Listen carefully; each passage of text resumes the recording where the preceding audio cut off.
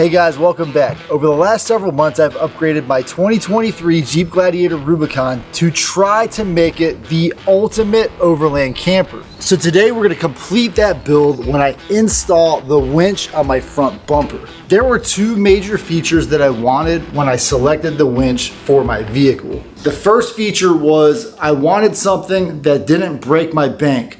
So I had a limit of about $500 on what I wanted to spend. And while I was more than willing to spend my own money on this winch, X-BULL did offer to send me this one free of charge for this test and review. And so while this winch does check the box of coming in at an excellent price, I did receive it free of charge to make this video. And the second feature that I wanted is to make sure that I got a winch that at least had that 12,000 pound capacity, because I feel like on an off-road vehicle in 2024, that is a standard minimum.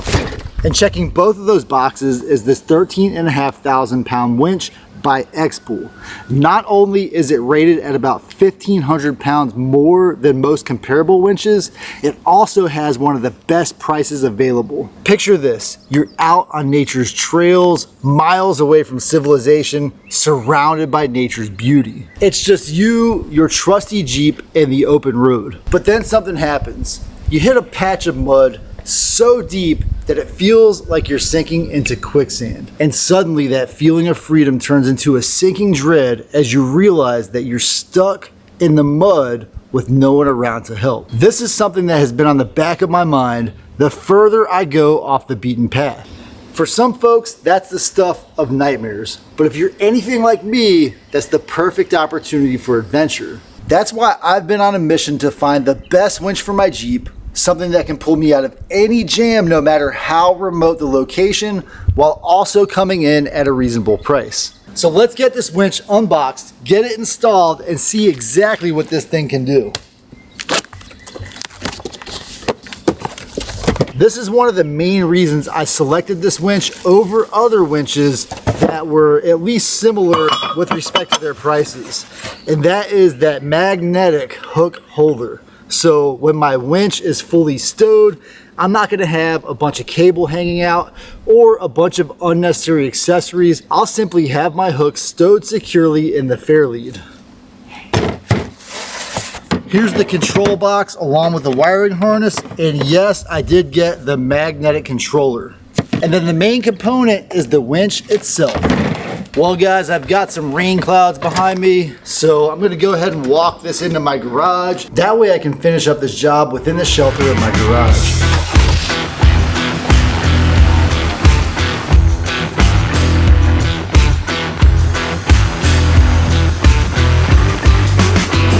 Let's get rid of some of these zip ties so we can focus on the install.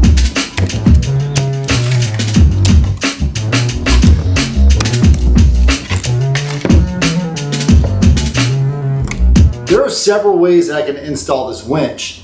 One would be to mount the control box on top of it before I attempt to install it. Another option would be to just install the winch body and then add the control module on top after the fact. One of the issues that I have with my install is I do have my bumper already mounted. And so for me, installing this winch without removing my bumper means that I'm gonna leave the control module off of the top, install the winch body, and then add the control module after the fact. Although I'm not confident that I will be able to install the winch with the bumper on, because there are 4 nuts that go in these little slots around the bottom of the winch.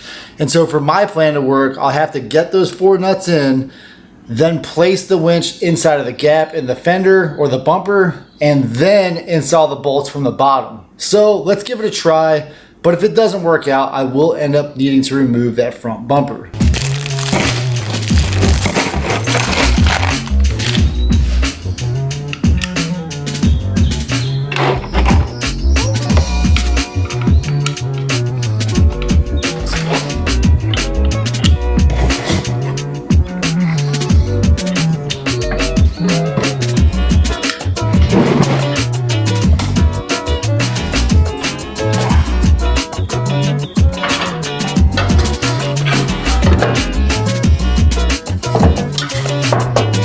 Since the winch is now generally in the location where it's going to stay, I'm going to grab 4 M10 by 25 hex head bolts, 4 M10 washers, and then 4 M10 spring washers. I'm only gonna loosely install these. That way, if I need to, I can still wiggle the winch around a little bit, but I also won't lose those 4 locking nuts that are on the underside of the winch. The order for this nut is to first add the spring washer and then the flat washer, and now I'm gonna go from the bottom and try to drive this into the winch. This is the surface where the fairlead goes, and you can just barely see that I got one of the nuts just barely started. And pardon the mess, I do drive my Jeep, but now I'm gonna try to put the next one in its location. And this isn't the most ideal way to get this started, but if it works, it works. Now that I've started the front 2 bolts, I'm gonna work on the back bolts. And since I have the front bumper on, there really is no convenient way to show those 2 back nuts and bolts. So it turns out that the best way for me to get that last 2 bolts on the back side is to go from behind the OEM Rubicon skid plate, and there's just enough room behind the skid plate for me to reach my hand in and just barely start the threads. Once I get them in place, I will be able to use a ratcheting wrench to make sure that I torque them down properly. I did end up doing just a little bit of a contortion act, but now I've got all 4 bolts started. Now we'll go ahead and install the fairlead, and we'll use essentially the same nut and bolt combination as before, but these ones are your larger 2. So to mount the winch, you had 4, and for the fairlead, you have 2 nuts and bolt combinations. So same thing as before, we've got our spring washer, then our flat washer. That's gonna go into the hole on the fairlead, and then once that's in place, the nut will go on the back side of the fairlead.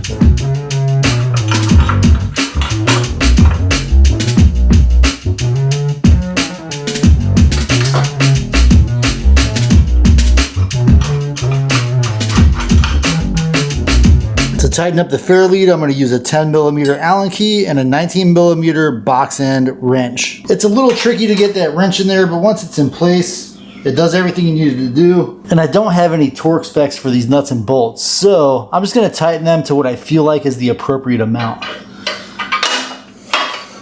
I got the 4 feet secured on the bottom of the winch, and since I didn't pull off either the bumper or that skid plate, it was quite a bit of work on my hands. But now what I want to do is get the wires for the control module hooked up, then mount the control module on top of the winch. The wires are a little thick, so I'm going to go ahead and put the control module on first. That way it's not moving around while I'm trying to secure the wires.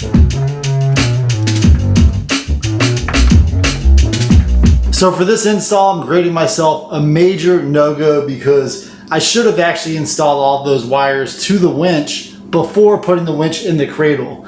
So now over the last few minutes, I've just been slowly connecting those wires, taking my time, making sure that they are connected properly. But if I had done it while I had it on the table, I would have been able to do it in a much quicker time and not had all the problems that I'm having now. So I just got the bottom short black cable installed. Now I'm gonna do the yellow cable on the top.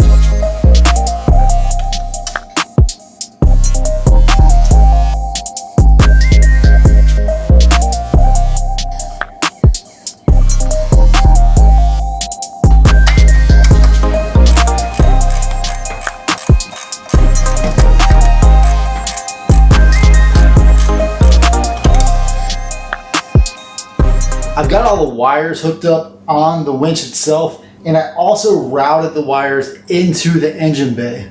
Now, it was something that was kind of difficult for me to film, so I'm not going to show that process. But what I can tell you is there were multiple paths that I could have taken to get my wires from the winch up to the battery. And so obviously I just picked the easiest path for me. You might find that a different path is easier. However, the wires were a little soft, so I was twisting and turning to try to keep the pointy end up as I was going through that. And it did take me a little bit longer than I thought to get those wires routed. So now I'm gonna start with installing the ground cable, which isn't supposed to be very tight. I'm simply gonna loosen the nut, place the winch cable over the bolt, and of course drop my nut. So that nut fell somewhere where I can't find it, but luckily in all of my nuts and bolts that I keep from all my other projects, I've got something that is the same size thread pitch, so hopefully I don't lose another one, but as of right now, good to go. And the last thing that I'm going to hook up is the positive cable, and to do that it's going to be the same process, but what I want to do is make sure that when I hook up that positive cable, I don't have any major sparks or dead shorts, because otherwise, if I do, it'll be basically game over with the battery system. So this is the moment of truth. And no problem at all. Nothing sparking, nothing crazy. So I must have at least hooked everything up properly. I've got everything hooked up, and all I want to do now is try this wireless remote, which has a little button you hold for the power. Once that turns green, it's on, and then I can go in or out with the winch. And before I go too crazy, I want to make sure I get the hook attached to the cable so that I don't lose the cable in the bumper, because then I'll have to remove the winch to get the cable back out of the bumper. The hook for the winch is secured by a little snap ring. I do luckily have some snap ring pliers laying around in my shop here, but let's see if I can get these snap ring pliers in here to remove. Let's see. My pliers are on essentially the wrong way, so let me flip my pliers around. So I've got my snap ring pliers adjusted to the right size, and now I'm going to try this one more time. So I got the C-clip out, and then there's a rod in there, and now what I'm going to do is just put the cable through the C-clip, put this pin back in place, and then from here I'm going to go ahead and just gently push the C-clip back in place, starting with the open side out. And then once I get done, then I'll be able to put that back in. Now the clamp's in place, I'm going to go ahead and just run this back in. And that's it.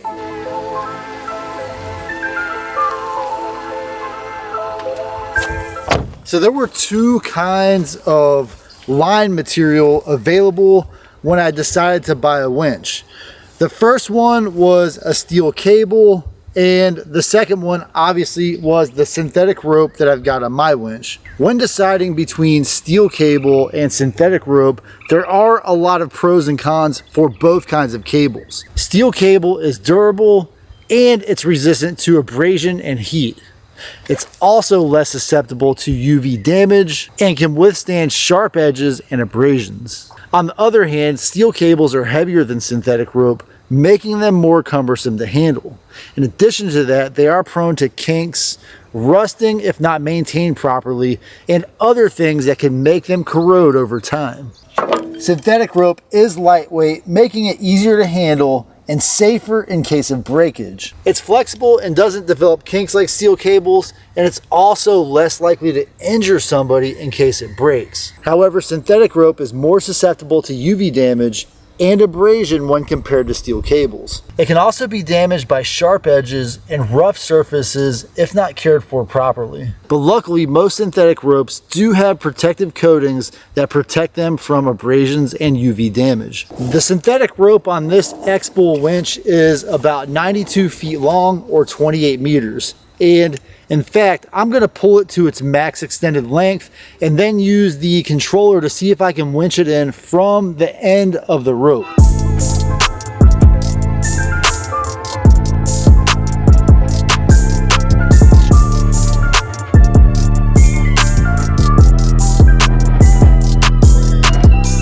Well guys, I don't have a 100-foot tape measure with me, but this feels a lot longer than 92 feet. I wonder if it is actually longer. I'm not going to be able to tell, but I've got the controller with me right here. And really all I want to see is, can I use the controller from this distance of about 100 feet and winch in or roll in that winch line? One thing I want to note is that I was a little closer to the trees than I wanted to be, so I am off at an angle. And in the literature for this X-BULL winch, it says not to go greater than a 15-degree angle left or right and about a 40-degree angle up or down. But, moment of truth, does this thing work from this distance? I forgot that since I pulled the wire out all the way, I have to go engage the drive. So it's just free spooling right now. Give me a quick sec. To go from free spool to locked, I'm just gonna rotate that handle 90 degrees. Now it's in the lock position. All right, so now that I've got the spool engaged, I'm gonna try this one more time.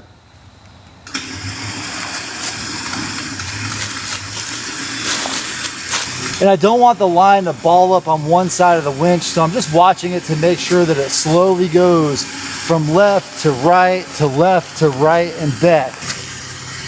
And I've also got the engine running, that way I don't burn out the battery while I'm drawing in the line.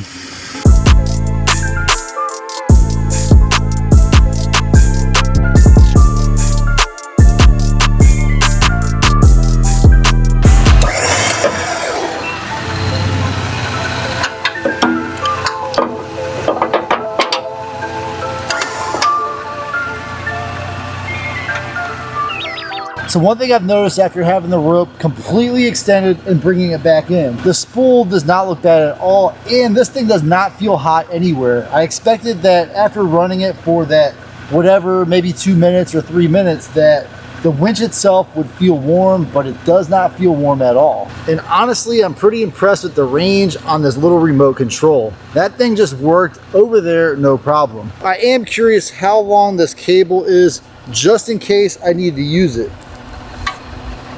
To hook it up to the winch, you're gonna open up this little cover and just slide it right in. It snapped right into place. Now that I've got it plugged into the winch, I just wanna see how far away.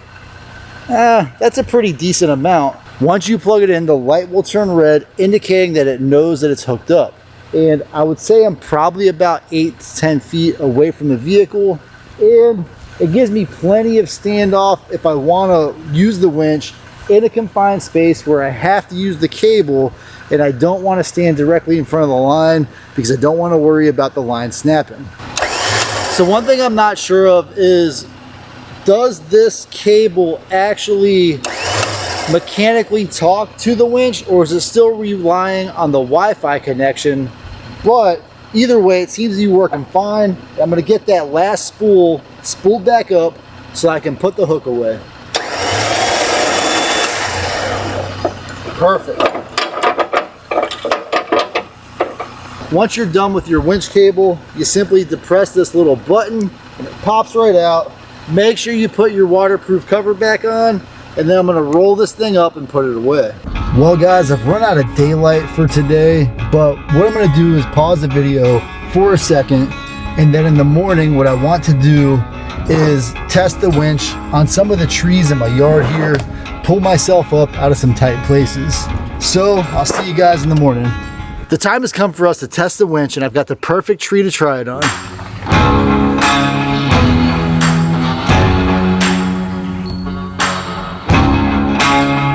So I've got this nice long tree saver from Harbor Freight, as well as this 20,000 pound snatch block that I'm going to use to double up the rope on the winch. And then tying it all together is going to be this soft shackle from Alltop. It's just a generic brand I bought off of Amazon. Before I can try the winch, I've got to go ahead and get all this stuff set up.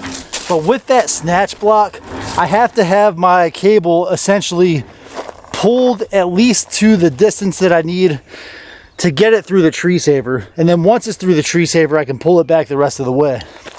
So these things do freewheel, but if you're kind of a lighter off-roader, then the freewheeling is going to be a little bit of a work or a little bit of a job to get it spooled out.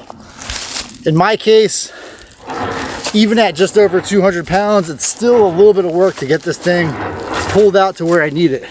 But I guess worst case, if I had to, I could use the motor to extend the cable out.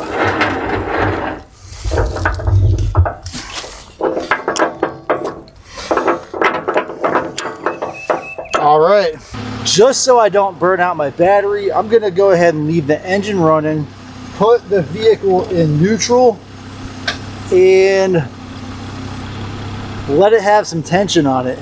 And now I'm gonna use the winch controller to see if I can pull myself up.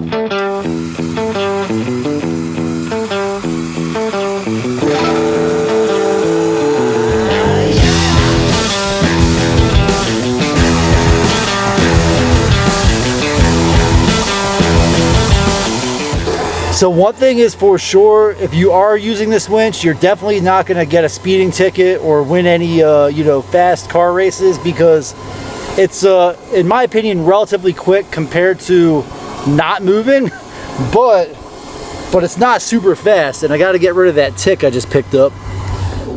I don't want to pull myself all the way up the hill. I'm pretty satisfied with the result of the last 10 or 20 feet or so that I pulled myself up. So what I'm going to do now is put the Jeep in park and also set my emergency brake so that I can go take the tension off the winch. So there currently is quite a bit of tension on the cable here, and the cable is actually wet from my use last night, but I've got the e-brake set and I've got the vehicle in park, and so I'm going to release just enough of that tension so that I can get it undone and stowed for when I actually need it out on the trail. Now the thing that worries me the most in my setup here is gonna be the soft shackle. I'm less worried about the tree saver and also less worried about the snatch block. But the soft shackle itself is something that I think I may have problems with in the future. So this soft shackle is part of like a snatch rope kit that I bought on Amazon, and it's really there just for emergency use. I actually originally bought it back in the winter when I was driving around in my Jeep and I passed some vehicles that were stranded on the side of the road, and I thought to myself, I have this awesome orange Jeep, but I have no way to help anybody that's broke down or stuck on the side of the road. And so now that I've got the winch, I've got the snatch rope, I've got this tree saver, I feel like I've got all of the minimum things that I need to at least try to help people when I see them stuck on the side of the road. And one thing I noticed is I think that this controller might have shut itself off after a little bit of time of not being used.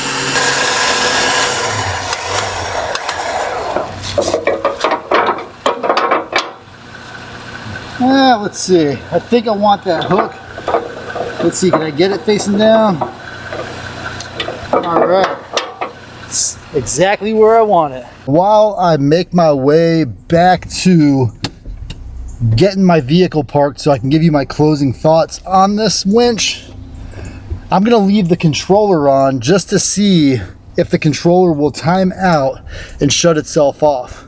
And that is actually something that has concerned me a little bit with the winch controller, is that it's wireless and it obviously has a battery in it, but you know, if it gets jostled in my gear back here and it gets turned on, will it stay on indefinitely, causing the battery to drain, or will it shut itself off after a certain amount of time of inactivity? And so that's definitely a question that I have for this winch system in general. And the answer is yes, it does shut itself off. So I don't have to worry about this thing turning on, getting left on, and draining itself. I didn't actually time it, but I want to say probably 1 or 2 minutes in between when I last use it and when it shut off. So that's a huge win in my opinion, because sometimes when dealing with electronic devices, they do stay on indefinitely, and occasionally I'll run into a situation where I have something that I'm expecting to use, but the battery is completely dead. Well guys, the winch is installed, everything seems to be working perfectly, and so time will only tell whether or not it was a good decision to put this winch on my Jeep. However, I do plan to keep it on the Jeep as a long-term review option because it is super cheap and it seems to have a decent build quality. Ultimately, installing this winch essentially completes my overland camper build with my Jeep Gladiator. And so now over the next few weeks, I'd love to get out and do some camping adventures and see if I can either get myself stuck or just go out and enjoy myself on the trails.